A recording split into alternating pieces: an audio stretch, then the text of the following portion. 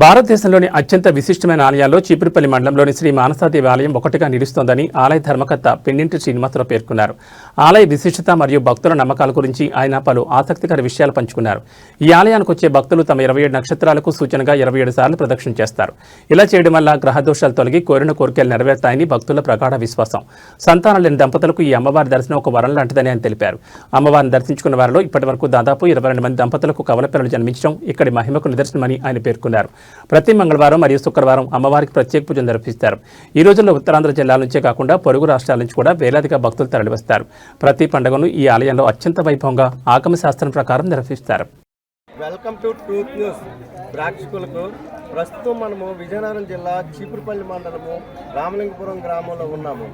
ఇక్కడైతే స్వయంభూగా వెలిసినటువంటి శ్రీ మానసాదేవి తల్లి ఆలయం వద్ద ఉన్నాం. మనము ప్రస్తుతానికైతే ఇక్కడ ఎలాగా తల్లి స్వయంభూగా వెలిచింది అనే విషయాన్ని తెలుసుకోవడం కోసమని ఆలయ ధర్మకర్త పిన్నింటి శ్రీనివాసరావుతో మాట్లాడే ప్రయత్నం చేద్దాం. చెప్పండి శ్రీనివాస్ గారు, ఆ తల్లి మనకి ఇక్కడ రామలింగపురంలో స్వయంభూగా వెలిచిందని అంటున్నారు. ఆ తల్లి విషయం గురించి ముందుగా ట్రూత్ న్యూస్ వారికి ఆ ప్రేక్షకులందరికీ శుభాకాంక్షలు. ఎందుకంటే ఇటువంటి అవకాశం అమ్మవారు అందరికీ తెలిసేటట్టు చేయడానికి ముందుగా మీ అందరికీ కృతజ్ఞతలు. ముందుగా మీరు అన్నట్టుగా శ్రీ మానసాదేవి నాగశక్తి అమ్మవారు దేవతాస్తం దగ్గర ఉన్నాము. ఈరోజు అమ్మ శ్రీ మానసాదేవి నాగశక్తి స్వరూపిణిగా భారతదేశంలో 2 చోట్ల స్వయంభూగా ఉన్నారండి. ఒకటి ఉత్తర భారతదేశంలో హరిద్వార్లో బిల్వ పర్వతంపై బిల్వపత్ని స్వరూపిణిగా మొట్టమొదటిగా వెలిసి ఉన్నారు. మళ్ళీ దక్షిణ భారతదేశంలో ఆంధ్రప్రదేశ్లో విజయనగరం జిల్లా చీపురుపల్లి మండలం రామలింగపురము మరియు పుర్రేవలస గ్రామాల మధ్య స్వయంభూ శక్తి స్వరూపిణిగా, త్రికార జ్ఞాన స్వరూపిణిగా, నాగులకి అధిష్టాన దేవతగా, సంతాన దేవతగా, కళ్యాణ దోష నివారణిగా, పిన్నింటి వారింట పంట పొలంలో పుట్టలో నాగబంధమై ఏరికోరించుకున్నారు అమ్మ. ఎవరు? పార్వతీ పరమేశ్వరుల కుమార్తెగా, శివమానస పుత్రికగా, శివాత్మికగా, శివశక్తి స్వరూపిణిగా ఈ యొక్క పిన్నింటి వారి స్థలంలో అమ్మ మా తమ్ముడికి పిన్నింటి శివకి స్వప్నంలో కనిపించి చెప్పిన తర్వాత తల్లి కోరుకున్న విధంగా బ్రాహ్మీ ముహూర్తంలో బ్రహ్మ గడియల్లో అమ్మని శాస్త్రోక్తంగా వేద పండితుల సమక్షంలో తీసి ప్రతిష్టాపన చేయడం జరిగింది. ప్రతిష్టాపన నుంచి అమ్మ చెప్పే విధానంలో బ్రాహ్మీ ముహూర్తంలో బ్రహ్మ గడియంలో మొదటి అభిషేకం అనేది ధర్మకర్తలు చేయాలన్నారు. మా అమ్మ నాన్నగారు పిన్నింటి రమణ ఈశ్వరమ్మ దంపతులు ధర్మకర్తలుగా మా యొక్క బాధ్యత తమ్ముడికి దేశ సేవగా ఢిల్లీలో చేస్తున్నారు. అలాగే నాకు ఈ బాధ్యతలు అమ్మ ఆలయంలో ప్రతి ఒక్కరి మనస వాచ కర్మ ఈ బాధ్యతలను అమ్మ నాకు ఇవ్వడం జరిగింది. ఆ బాధ్యతలో బ్రహ్మ గడియల్లో బ్రాహ్మీ ముహూర్తంలో అమ్మకి మొదటి అభిషేకం చేయాలన్నారు. అమ్మ మాది ఒక రైతు కుటుంబం, శాస్త్రం అనేది మాకు తెలియదు. ఏంటి విధానం అంటే 5 తరాలుగా గత ఎవరికి మీ కుటుంబీకులకి కనిపించినా కూడా ఎవరికి నన్ను బయటికి తీసే శక్తి లేదు. 5వ తరంలో మీ యొక్క తమ్ముడికి పిన్నింటి శివకి ఆ యొక్క అవకాశం దొరికిందని అమ్మ చెప్పడం జరిగింది. అయితే ఇప్పుడు మనకి 27 ప్రదక్షిణలు చేస్తే ఆ తల్లి దగ్గర ఎటువంటి లాభం కలుగుతుందనేసి చాలామంది చెప్పుకోవడం అయితే జరుగుతుంది. ప్రతి ఒక్కరు కూడా మేము ప్రదక్షిణలు చేస్తున్నాము, మాకు ఏదో ఒక తల్లి దయ వల్ల అనుగ్రహం కలుగుతుంది, మాకు మంచి జరుగుతుందని చెప్తున్నారు.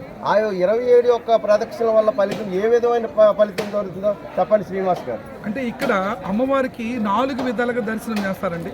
అందులో మొదటిది ప్రదక్షిణ. అంటే ఈ ప్రదక్షిణ అనేది చాలా విశేషం. అంటే దోష నివారణార్థం, దోష పరిహారార్థం 27 నక్షత్రాలకి యుగవాహినిగా మానసాదేవి నాగశక్తి స్వరూపిణిగా అమ్మను పిలుస్తారు. అందుకని 27 సార్లు కూడా ప్రదక్షిణ ప్రత్యేకత.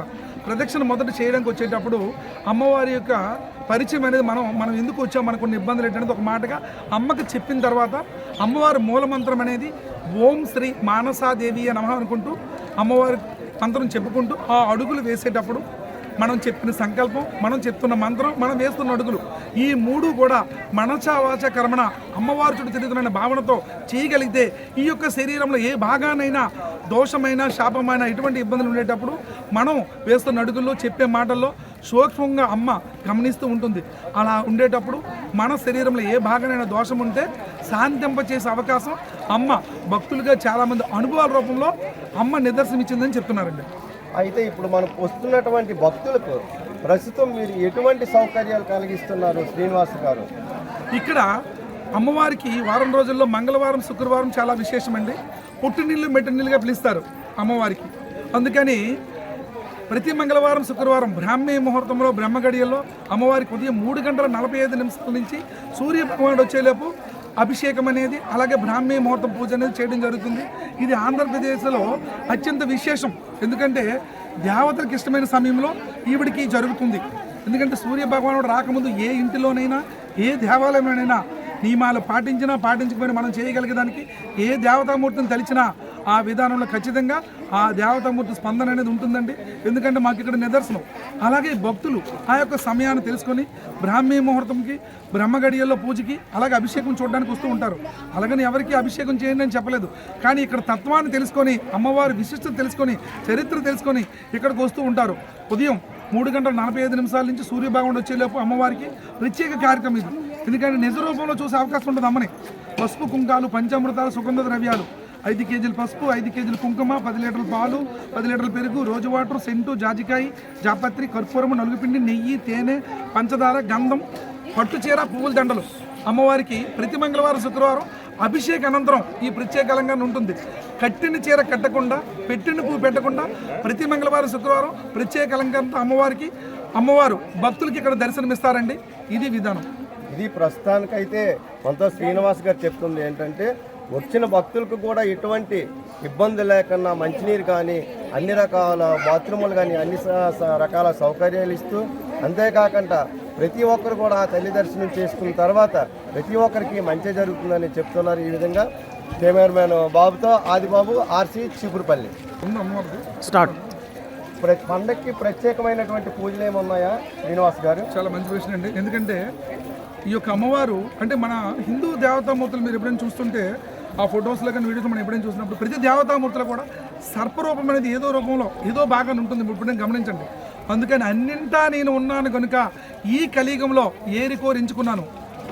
నాగులకి అధిష్టాన దేవతగా అమ్మ ఇక్కడ వెలిసి ఉన్నారు కాబట్టి మన హిందూ సాంప్రదాయంలో జరిగే ప్రతి పండగ పర్వదినం కూడా ఆ తిథులు నక్షత్రాలను బట్టి ఇక్కడ ప్రత్యేకంగా చేయడం జరుగుతుందండి. రేపు పండుగనే కాదు, అమ్మవారికి నాగుల చవితి ఉంటుంది చాలా విశేషంగా. అష్టోత్తర క్షీరాభిషేకం ఉంటుంది. అలాగే మన భాషలో 108 లీటర్ల అభిషేకం, పాలాభిషేకం, అలాగే 1 తలంబ్రాల అభిషేకం ఉంటుంది అమ్మవారికి. లోక కళ్యాణార్థం ప్రతి ఒక్కరూ సమస్త దోషాలు తొలగిపోయేటట్టుగా ఈవిని తలుచుకొని ప్రపంచం నలుమూల ఎక్కడున్నా ఇక్కడ చేసే కార్యక్రమం అనేది వాళ్ళందరికీ వర్తిస్తుందండి. ఒకసారి దర్శనం చేసి వెళ్ళిన తర్వాత ఈవిని తలుచుకొని ఎక్కడున్నా కూడా ఇక్కడ చేసే ప్రతి కార్యక్రమం వర్తిస్తుంది. అది విశేషం. అలాగే అమ్మవారికి వైకుంఠ ఏకాదశి చేయడం జరుగుతుంది. 1,00,000 తులసి అర్చన ఉంటుంది. అలాగే రేపు రాబోయే రథసప్తమికి 1 ఎరుపక్షంతల అభిషేకం ఉంటుంది. అలాగే మహాశివరాత్రికి 1,00,000 బిల్వార్చన ఉంటుంది. మహాదేవుడు పరమేశ్వరుడు రూపంలో అమ్మవారికి చేయడం జరుగుతుంది. అలాగే అమ్మవారికి వార్షికోత్సవం ఉంటుంది, శ్రావణ మాసం ఉత్సవం ఉంటుంది, కార్తీక మాసం ఉత్సవం ఉంటుంది. ఇవన్నీ కూడా ఆ తిథులు నక్షత్రాలను బట్టి మన సాంప్రదాయంలో ఉండే పండుగలన్నీ కూడా ఇక్కడ ప్రత్యేకంగా చేయడం జరుగుతుందండి. ఆ విధానంలో భక్తులు ఇక్కడ వాట్సాప్ నెంబర్ ఇచ్చి వెళ్తుంటారు. ఇక్కడ జరిగేవన్నీ కూడా వాళ్ళకి ఆ సోషల్ మీడియా ద్వారా అమ్మవారికి తెలియజేయడం జరుగుతుంది. ఇక్కడ జరుగుతున్న విధానాలు తెలుసుకొని తత్వాన్ని తెలుసుకొని వాళ్ళు వచ్చి చేయించుకుంటారు. ఎవరికి ఇలా చేయమని చెప్పలేదు ఇంతవరకు. ఇది అమ్మవారి యొక్క ప్రధాన విశేషం. అలాగే రేపు జరగబోయే సంక్రాంతి కూడా అమ్మవారికి ప్రత్యేకంగా అనేది మన సాంప్రదాయ పద్ధతులు ఏ విధంగా మన ఇళ్లలో పెద్దలకు చేస్తామో అదేవిధంగా అమ్మవారికి ఆ పండుగ చేయడం జరుగుతుంది.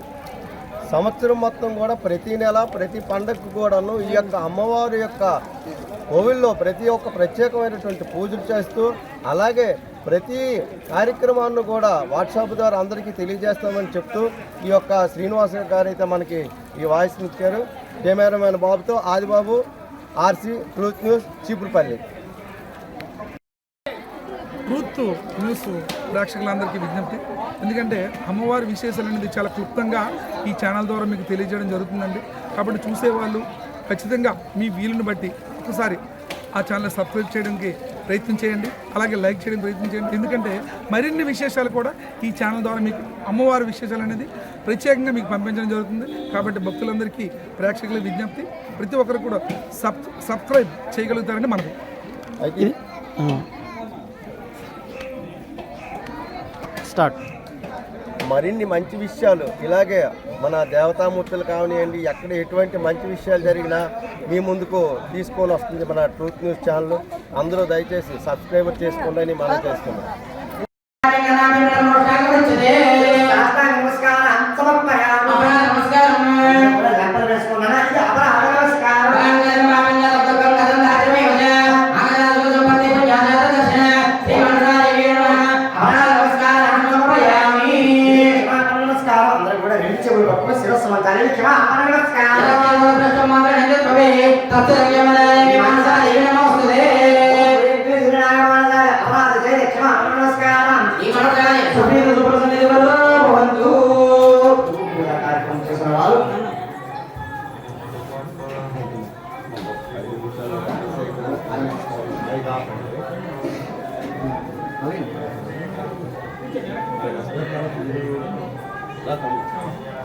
బయట తీసుకుని अच्छा अच्छा తమ్ముడే తమ్ముడే మనం బయట తీసుకుని ప్రస్తుతానికి మనకి మానసాదేవి టెంపుల్ దగ్గర అయితే ఒక ఆమె మొక్కుకున్న కారణంగా ఆవిడకి ఏం జరిగిందో తెలుసుకునే ప్రయత్నం చేద్దాము. చెప్పండి అమ్మా. యూట్యూబ్లో అమ్మవారి తలకిది విన్నామండి. వచ్చాం, అమ్మ తల్లి నువ్వు మా అబ్బాయికి జాబ్ ఇవ్వాలంటే వెళ్ళినట్టునే బాబుకి సెలెక్ట్ అయ్యాడండి. అమ్మవారి కోరిక తీర్చింది. మళ్ళీ వెంటనే వచ్చి పసుపు కుక్కం గాజులు పువ్వులు పళ్ళు పెట్టుకొని వచ్చాం. అమ్మ తీర్చింది కదా, జాయినింగ్ ఆర్డర్ వచ్చింది. ఎక్కడి నుంచి వచ్చారమ్మా మీరు? మేము వైజాగ్ నుంచి వచ్చామండి. విశాఖపట్నం కంచరకాలం అండి. నా పేరు సునీత్ అండి. ఇదండి ఇప్పుడు మనకి తల్లిని మొక్కుకొని ఆ యొక్క అమ్మవారి తాలూకు దర్శనం చేసుకున్న వెంటనే ఆమెకు ఒక చాలా నిదర్శనంగా తన పిల్లలకి ఉద్యోగం వచ్చిందని చెప్తూ తను ఎంతో సంతోషిస్తున్నారు.